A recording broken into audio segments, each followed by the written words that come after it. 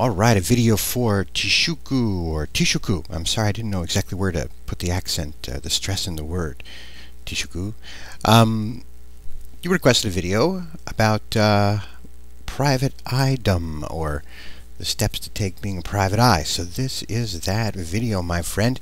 I thought I'd tell you a story. It's a great story. When I was learning to be a private eye, when I was training with my father, because my father was a great investigator, and this sort of exemplifies that, and still sort of fulfills the mission of your questions. So here goes.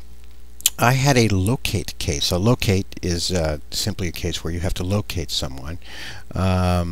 He was a witness to something anyway, very important witness, and no one seemed to be able to locate him.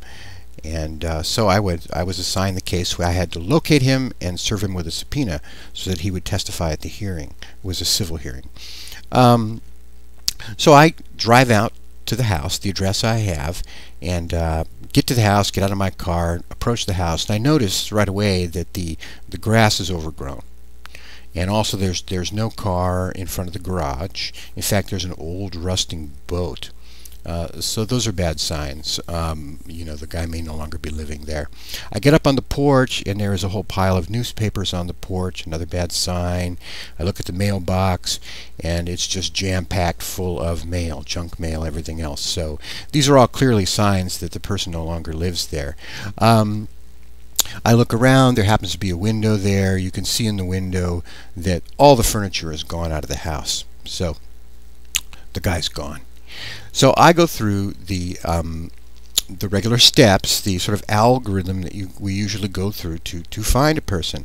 I check with the post office to see if he's filed a change of address. Go down there, Central Post Office, no change of address filed. I checked with the Department of Motor Vehicles to see if he had re-registered his car. Nope, he had not re-registered his car. I checked with the Department of voter registrar, voter registration, to see if he had re-registered to vote at a new address, and he had not registered to vote.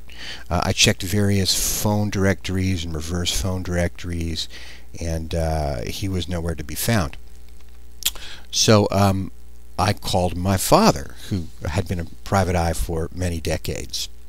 And I called him. I said, Dad, I'm trying to find this guy, and I can't find him. He's not here. My father says, What do you mean you can't find him? I said, I can't find him. He's gone. My father says, don't you tell me you can't find him. I said, I can't find him. He says, you wait there. Where are you? Where are you? I tell him where I am. He writes it down. He says, you wait there. I'll be there in 20 minutes. I'll show you how to find a guy. So I hang up the phone, and I'm thinking, oh, I did everything you could do. I went, followed the whole routine. What's Dad going to show me, So I'm waiting there, leaning up against my car, waiting for my father to show up. He shows up, gets out of the car. He says, all right, where's the house? I show him the house. And we're walking towards the house. He says, the grass is overgrown. I said, yeah, the grass is overgrown. There's no car in the driveway. I said, yeah, there's no car.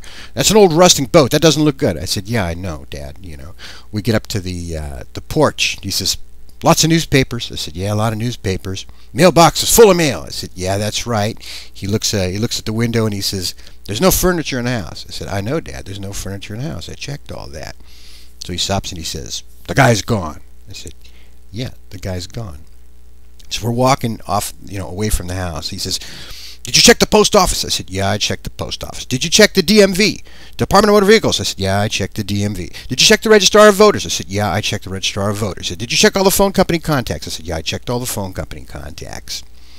And at this point, I'm starting to feel satisfied, because I think, aha, I showed the guy,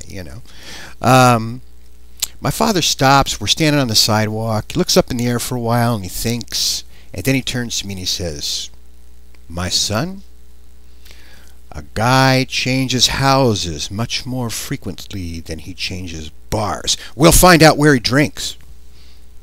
So my father goes to the neighbor's house, and he knocks on the door, and these nice neighbors answer, and my father says, I used to drink with old Joe Blow here years ago. A few years ago I visited him. We went to a bar. I can't remember the name. What was the name of that bar? And they filled in the blank. They said, oh, that's the Castaway Bar, the Castaways. So my father says, that's right, thanks. I'll go find my old buddy there. So We look in the phone book. We find a bar called the Castaways. We drive down to the bar. We walk in the bar. The bar is filled with people, you know. So I asked my father, I said, what are we going to do now? We got the subpoena. We can't just, call out the guy's name because he's going to see we have a subpoena. He's going to get suspicious. He's not going to come forward out of the crowd. What do we do, My father says, watch this, watch this. He goes to the phone booth in the bar, gets the phone book, looks up the bar's telephone number, calls the bar from inside the bar. Bartender answers. My father says, hey, I'm looking for old Joe Blow. Is he there? The bartender turns away from the phone, looks out over the crowd and says, hey, Joe Blow, there's a call for you. This guy walks up. Joe Blow walks up out of the group. He takes the phone from the bartender, and my father slaps him with a subpoena and says, you're served. Be in the hearing. Be in trial Monday morning. We walked out of the bar, stood on the sidewalk. My father looked at me and he said, now do you know how to do a locate?